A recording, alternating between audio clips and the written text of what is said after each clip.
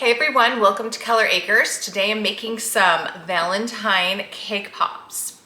So these are really easy to make. I made some recently. I hadn't made them for a long time, so I kind of wanted to do an experimental batch before I videoed it. I don't have a cake pop stand, so that was kind of my only hiccup. When I went to try to make one, it didn't work well, but I've seen a different idea since then where they just turn an egg carton upside down and use that. So I'm gonna try that. Otherwise, I have another idea of how I can make this work without a cake pop stand. So we'll get to that in a bit.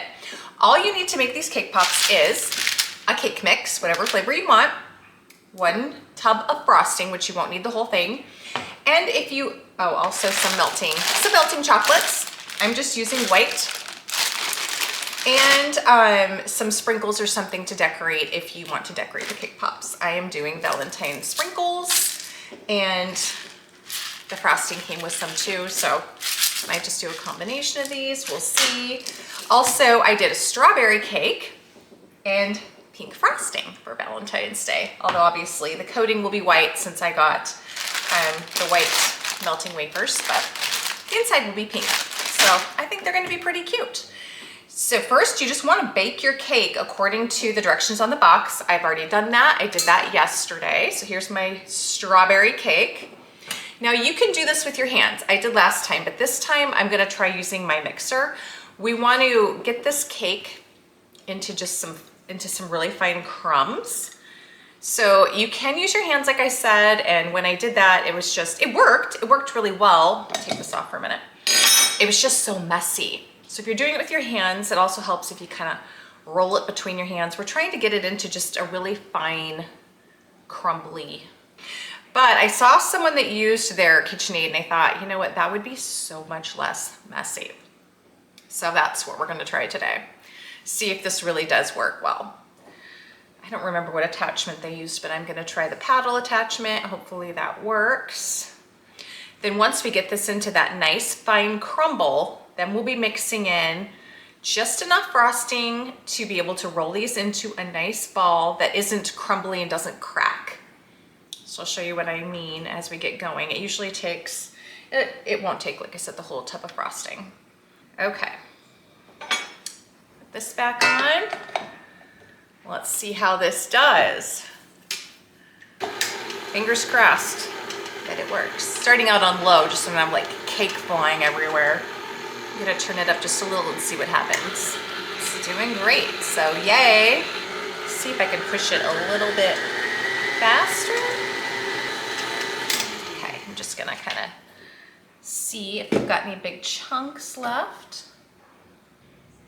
This looks really, really good. Just nice and crumbly. Just make sure there's no really big pieces. The ones that kind of look like it, I think are just crumbs stuck together. So I think we are good to go. Also, you're gonna want to have a baking sheet lined with parchment paper, because once we roll these into balls, then we're gonna stick them in the fridge or freezer to harden up before we dip them in the candy melts. So I've seen some people do just like a few at a time and leave the others in the fridge or freezer, whichever you're doing, because apparently that just works better as they get softer. I think it's harder when you're trying to dip them, so we'll get to that.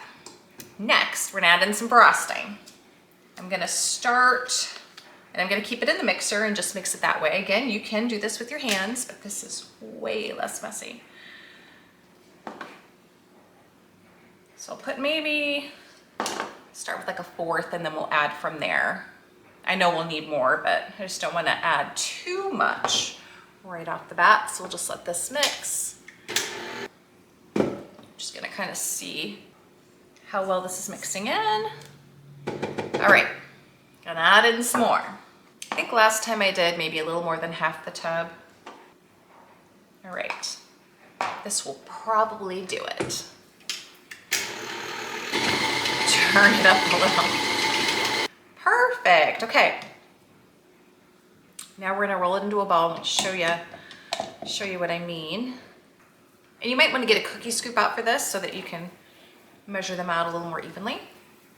So when you roll it into a ball, you just wanna make sure that that ball doesn't get any little cracks in it. Otherwise it's too dry and you wanna add more frosting. Mine does not have any cracks in it, so good to go. I'm gonna grab my cookie scoop. I don't know why I never think of these things before I start. No one can be prepared all the time, right? We all have to kind of be reminded what we need as we go, I think. So we're just gonna roll all these out. I'm calling them Valentine's Day cake pops, but actually I have an in-home daycare and one of the kids has a birthday tomorrow. So that is when when these cake pops will be getting tried, getting eaten by the kids. And I do feel like they're kind of nice for kids because they're not as messy as a cupcake. I feel like they're not anyway. Slightly better portion too. It's not as big as a cupcake, so that's good also. But you know, when this cake, since the cake mix has frosting added to it, then you just don't have as much of a crumbly mess, I feel like, as you do with a cupcake. Plus, I feel like kids just eat the frosting and they leave the cake. With the cake pop, they actually eat it. Well, usually. We'll see. We'll see what happens tomorrow. Something like this. Not something I would be giving them very often. Just for a special occasion. Then we will do some sort of a fun treat for Valentine's Day to celebrate. I have seen some cute little, kind of like Valentine trail mix ideas for kids. So we'll probably do something like that with, about some Valentine M&Ms. So with the M&Ms and maybe some Teddy Grahams, some pretzels. The other ones showed like mini marshmallows. That starts to get pretty sugary, but they can just have like maybe a little small amount. But it's cute. It's a cute idea, I feel like. Also, you'll need some little sticks. I have some little cake pop sticks.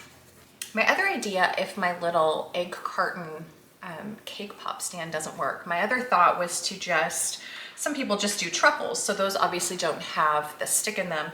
So I thought I could just do it like that. I could dip them like I was just doing a truffle. And then once the chocolate hardens on them, then I can flip it over and put the little cake pop stick in it. That would, I think, work really well also. But I'm gonna try the egg carton trick first. I just really don't make these often enough to feel like I need a cake pop stand. Otherwise, I would buy one. It's not that they cost very much. It's just, you know, one of those things where you've got one more thing to figure out where do I want to put it. Also, so that you'll remember where it is the next time you go to use it if it's not something that you're going to use frequently. I just don't think I feel the need to have one. So it looks like I'm going to get about 16 cake pops. All right, I'm going to go stick mine in the freezer. That way they harden up a little faster. So I will see you back after these are nice and hardened up. Okay, I've had my cake balls in the freezer for a little bit. I've just pulled 4 out. I'm gonna pull them out a few at a time so that they don't start to thaw too fast, so that this dipping process hopefully goes well as it can. Tongs, okay. So I'm starting with just melting 1 cup of my my melting wafers. I'm starting with just that, and then I'll melt more as needed. I just wasn't sure exactly how much I needed, so decided to do it that way. Whenever I melt something for dipping, I like to add in some of my avocado oil shortening. So I did that. That kind of helps it stay nice and melty and also helps it harden better too once you dip it. You can find this at Target. I love it. Use it all the time. I use 1 tablespoon of that per cup of chocolate that I'm melting. Got everything ready here. I've got my little makeshift cake pop stand. I used a metal skewer to make little holes in it. Should work great. It looks like it's gonna work really well. Excited about that. Okay, so what I have seen that you do, we want to dip our stick in the chocolate first. Put that into the cake pop. That's supposed to help it stay in there from what I understand. I haven't made a ton of cake pops. Like I said, the last ones I did do it this way, but I didn't have a good stand, so some of mine the sticks weren't staying in well because of that. So I'm gonna put these in, these 4, and then we'll dip.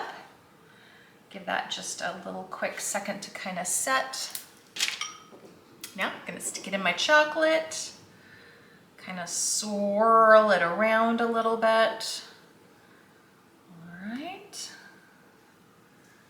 go into the makeshift cake pop stand. Perfect, it works. Hopefully you can see it. Got my camera positioned okay. All right, I should, you know what? You might want to have something underneath of this to catch the sprinkles. I did not think about that potential mess. The chocolate is dripping a little bit. I don't know if there's whoops, oh dear. I don't know if there's a secret for that. That's okay. Okay, one tipped over. All right, you're gonna wanna, if you're putting sprinkles on, you wanna get that done before that chocolate starts to harden because it will harden pretty quick. That's so cute. Sticks coming out of my other one. I'm not sure why. If that happens, just pull the stick out and add a little more chocolate to it, since that's what's supposed to be helping it to stay in the cake pop. Okay, I got everything dipped. They're all nice and set. They look good. Super cute. They turned out really good, I think. I think the kids will love them. The strawberry cake with the vanilla frosting, I think tastes really good together. Just in case you're wondering. Also for reference, I used mostly the frosting sprinkles. I liked those a little bit better because these sprinkles are nice, but they had some bigger little balls in them that were kind of falling off. So I used up all the ones that came in the frosting and then some of these. But just in case you're wondering, I got these melting wafers and these sprinkles at Hobby Lobby.